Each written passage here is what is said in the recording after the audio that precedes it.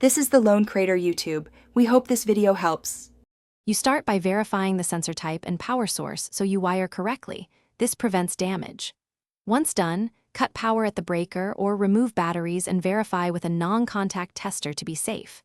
Make sure to have the correct tools: screwdriver, wire stripper, wire nuts, and a multimeter.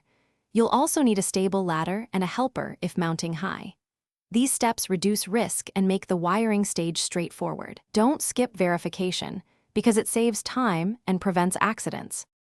You mount the sensor bracket at the recommended height and orientation so coverage matches the manufacturer's pattern. Correct placement avoids blind spots. Then connect live to live, neutral to neutral, and ground to ground, matching wire colors and confirming continuity with a multimeter.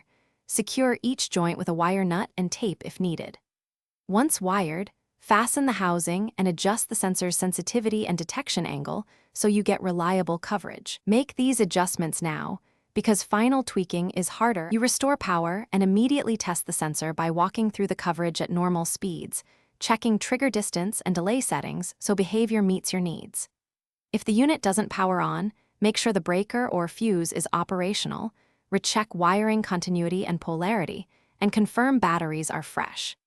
If you get false triggers, reduce sensitivity, re-angle the sensor away from heat sources or moving foliage, and add a shield if necessary. These fixes resolve the vast majority of issues quickly. Thanks for watching. Consider subscribing if we helped you.